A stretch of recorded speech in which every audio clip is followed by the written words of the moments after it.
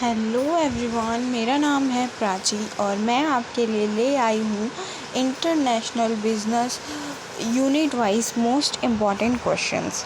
आपका एग्ज़ाम है, ठीक है, और आपने अभी तक प्रिपरेशन नहीं करी है या आप लास्ट मिनट रिवीजन कर रहे हो तो ये क्वेश्चंस आपके लिए बहुत इम्पॉर्टेंट है। आप ये क्वेश्चंस को ज़रूर करके जाइएगा।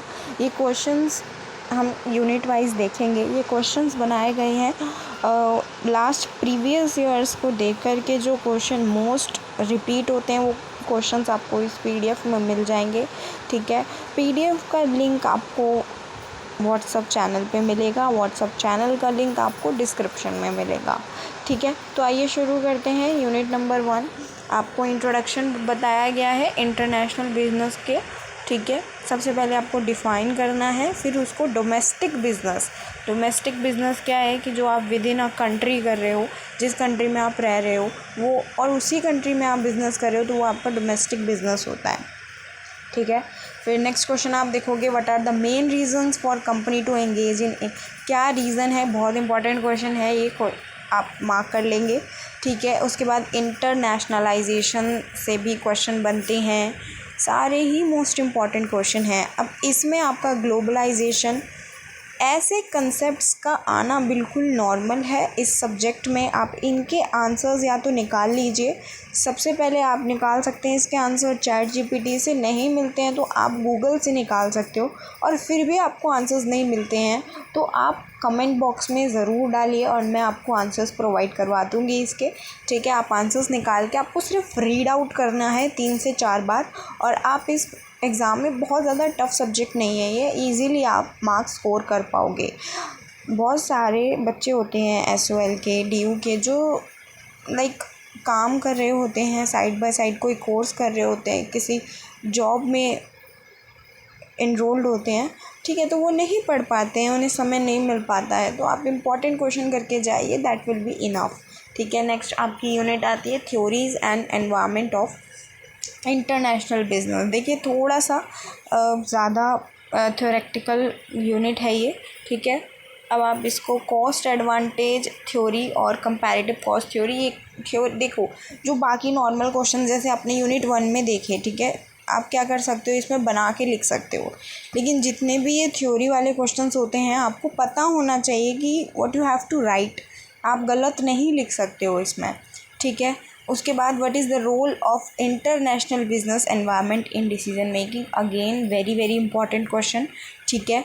अब इम्पैक्ट बताना है पॉलिटिकल और लीगल एनवायरनमेंट का। देखिए जैसे मैंने बोला ये क्वेश्चंस ऐसे हैं जो आप बना कर भी पेपर में लिख सकते हो, ठीक है, लेकिन फिर भी आपको रीडिंग होनी चाहिए कि आपको लिखना क्या है, पॉइंट्स में आंसर लिखने हैं तो वो पॉइंट्स का आपको ओवरव्यू होना चाहिए।